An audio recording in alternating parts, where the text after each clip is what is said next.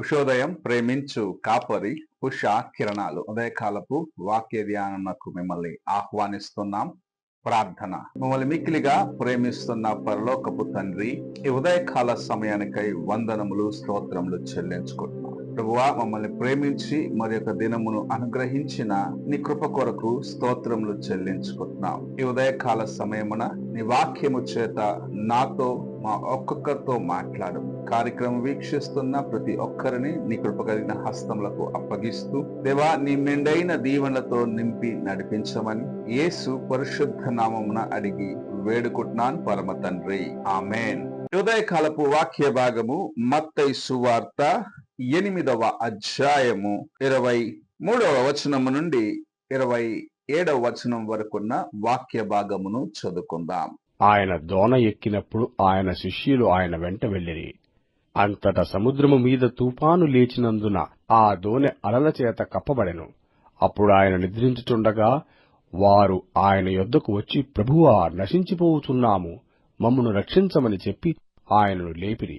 అందుకాయన, అల్ప విశ్వాసులారా, ఎందుకు భయపడుతున్నారని వారితో చెప్పి లేచి గాలిని సముద్రమును గద్దింపగా మిక్కిలి నెమ్మళమాయెను.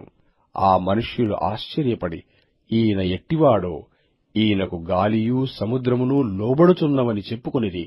మనము చదివిన వాక్య భాగములో యేసు ప్రభు తన శిష్యులతో పాటు ఒక దోణి ఎక్కి ప్రయాణము చేయుచుండగా అకస్మాత్తుగా ఒక తుఫాను వారి యొక్క ప్రయాణానికి ఆటంకముగా రావటం చూడగలము. యేసు ప్రభువుతో అన్ని దినములు ఉన్న శిష్యులు కలవరము చెంది ఆయన యొద్దకు వెళ్లి, మేము చనిపోతుంటే నీకు చింత లేదా అన్న రీతిగా యేసు ప్రభు యొద్దకు వెళ్లి మాట్లాడటం మనం చూడగలము. దోణిలో వారు ఉన్నారు, వారితో పాటు యేసు ప్రభు ఉన్నాడు అన్న కార్యమును వారు మరచిన వారిగా ఆ స్థలంలో ఉన్నట్లు మనం చూడగలము. అనేక సార్లు ప్రభు మనతో ప్రయాణము చేయించు ఉన్నాడు. మన జీవితములో పోరాటములు ఎదురు చూడని ఒక పరిస్థితిలో మనకు ముందుకు వస్తూ ఉంటాయి. ఆ పరిస్థితుల్లో దేవుని యొక్క కృప, ఆయన దగ్గర నుంచి నేర్చుకున్న కార్యముల ద్వారాగా ఆయన సహాయము మనకు తోడుగా ఉన్నది అని ఆయన వైపు చూస్తూ ముందుకు వెళ్ళకుండగా అనేక సార్లు శోధన వచ్చిన వెంటనే దేవుని సన్నిధికి వెళ్ళేది మానుకొని, నాకెందుకు ఇలాగ జరిగింది, ప్రభు ఎందుకు అనుమతించినాడు అని దేవునిని ప్రశ్నించే ఒక జీవితమును మనము కలిగి ఉంటాం. ఆ ప్రశ్న వేసే సమయములో అపవాది అయిన వాడు మన యొక్క విశ్వాసమును పరీక్షించి మన యొక్క విశ్వాసము నుండి మనల్ని తొలగిపోయేదానికి అనేక కార్యములు చేయగలడు.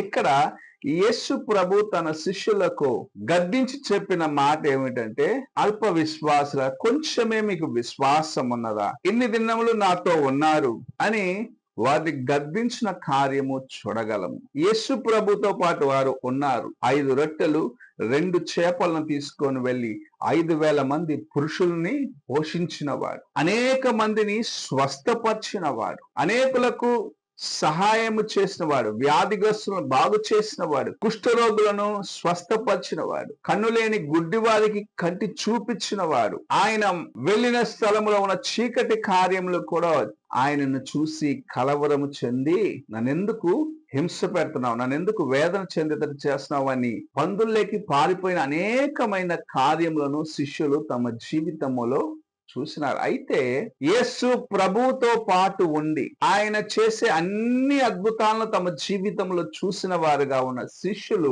ఒక తుఫాను వచ్చిన వెంటనే ఆయన యొద్దకు వచ్చి, మేము చనిపోతున్నాము, నీకు చింత లేదా అని ప్రశ్నించడం చూస్తూ ఉన్నాము. యేసు ప్రభు వారి యొక్క అవిశ్వాసాన్ని చూస్తున్నాడు. ప్రభు మనలో ఉన్న విశ్వాసాన్ని పరీక్షించే దానికి అనేక సార్లు మనకు ప్రతికూలమైన పరిస్థితుల మధ్యలో మనం తీసుకొని వెళ్తూ ఉంటాడు. ఇందులో నా బిడ్డ ఎలాగూ దాటుకొని ముందుకు వెళ్తున్నాడు, ఈ సమస్యను దాటుకొని వెళ్ళి ఎలాగూ జయము పొందుతున్నాడు, ఎలాగూ దేవుని యొక్క కార్యములను తన జీవితంలో ఆశీర్వాదముగా పొందుకుంటున్నాడు అని మనల్ని పరీక్షించే దాని కోసము ప్రభు అనేక సార్లు శోధనలను అనుమతిస్తూ ఉంటాడు. శోధనలు వచ్చిన వెంటనే ప్రభు మనకు సహాయము చేయటం మానివేశాడు అనుకున్న రీతిగా, ప్రభువా ఎందుకు నాకు ఇన్ని కష్టాలు వచ్చాయి, ఎందుకు నన్ను విడిచిపెట్టినావని అనేక సార్లు విశ్వాసులైన వారు దేవుని ప్రశ్నించడానికి ముందుకు వెళ్తూ ఉన్నారు. ప్రభు అయిన యేసుక్రీస్తు ఈ ఉదయకాల సమయంలో మనకు జ్ఞాపకం చేస్తున్న ఒక ప్రశస్తమైన కార్యం, ఇది ప్రాముఖ్యమైన విషయము. నీవు శోధన గుండా వెళ్ళినప్పుడు శోధనలో ఆయన నీతో పాటు ఉన్నాడు, నీకు సహాయము చేసేదానికి నీకు సమీపముగా ఉన్నాడు. నీవున్న అదే స్థితిలో ఆయన నీకు తోడుగున్నాడు కాబట్టి నీకు విడుదల ఉన్నది అన్నది జ్ఞాపకం చేస్తున్నాడు. ఆయన నిన్ను విడిపిస్తాడని జ్ఞాపకం చేస్తున్నాడు. నీవు ఆయన యొద్దకు వెళ్ళినావు గనుక ఆయన నిన్ను రక్షిస్తాడు. ఆయన తన హస్తముల చేత నిన్ను సంరక్షించి ఉన్నాడు అనేది నువ్వు గ్రహించుకోవాలి. శిష్యులు తమతో పాటు ఉన్న యేసు ప్రభు తమకు సహాయం చేయలేదన్న ప్రశ్న మాత్రమే ఉన్నది, కానీ ఆయన ఎన్ని గొప్ప కార్యములు చేశాడు, ఆయన మనతో ఉన్నాడన్నది మరచిన వారిగా గాలికి నీరు పొంగేది చూసి కలవరము చెంది చనిపోతామేమో అని భయపడ్డారు. ఈ దినము నీ విశ్వాస పరిధి ఎలాగున్నది? గాలిని చూసి, నీరు పొంగి వచ్చేది అలలను చూసి నా దోణి మునిగిపోతుందేమో, నా యొక్క జీవితము ఇంకంతేనేమో అని అనుకుంటున్నావేమో.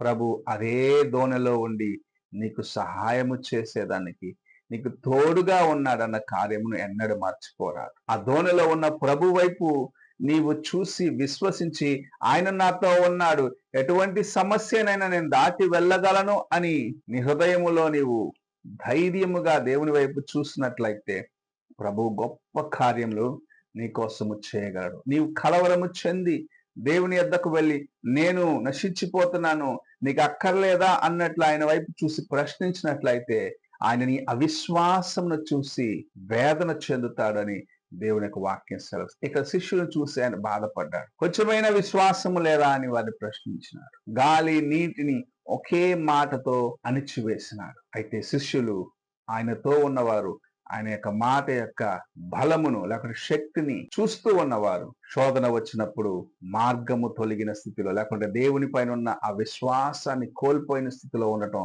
మనం చూస్తూ ఉన్నాం. ఈ ఉదయకాలమున ప్రభు మనకు నేర్పిస్తున్న కార్యం ఇది. నీవు వెళ్తున్న శోధనకరమైన పరిస్థితిలో ప్రభు నీ ప్రక్కనే ఉండి నీ హస్తమును పట్టుకొని నేను దాటించడానికి సిద్ధముగా ఉన్నాడు. అయితే నీవు ఆయన పైన కలిగి ఉన్న విశ్వాసమును ఇంకా స్థిరముగా పట్టుకొని ముందుకు వెళ్ళాలని ప్రభు నీతోనూ నాతోనూ మాట్లాడుచూ ఉన్నాడు. మన విశ్వాసము దేవుని వైపు ఎలాగున్నది ప్రశ్నించుకుందాం, ప్రార్థన చేసుకుందాం. మమ్మల్ని మిక్కిలిగా ప్రేమిస్తున్న పరలోకపు తండ్రి, ప్రాతకాలమున మీరు మాకు అనుగ్రహించిన మీ యొక్క వాక్యంను బట్టి స్తోత్రములు చెల్లించుకుంటూ, అవునేసయ్యా, మేము శోధనలు వచ్చినప్పుడు నీవు మాతో ఉన్నావు అని మర్చి అనేక సార్లు నిన్ను ప్రశ్నించే వారిగాను, ఏమైపోయింది, ఎందుకు మమ్మల్ని చేయి విడిచినావు అని ప్రశ్నించే వారిగానే ఉంటున్నాము. కానీ నీ వైపు చూసి నీ కృప కొరకు వేడుకునేదానికి, నీవున్నావనే స్థిరమైన నమ్మకముతో కలిగిన విశ్వాసమును కలిగి ఉండేదానికి దేవా, మేము ఎక్కడైతే తప్పిపోతున్నామో అక్కడల్లా మమ్మల్ని బలపరిచి నడిపించమని యేసు పరిశుద్ధ నామమున అడిగి వేడుకుంటున్నాను పరమ తండ్రి, ఆమేన్. తండ్రి అయిన దేవుని ప్రేమ, కుమారుడైన క్రీస్తు కృప, ఆదరణకర్త అయిన పరిశుద్ధాత్మక సహవాసం ఇప్పుడు ఎల్లప్పుడూ తోడై ఉండి సదాకాలము నడిపించును గాక. ఆమేన్.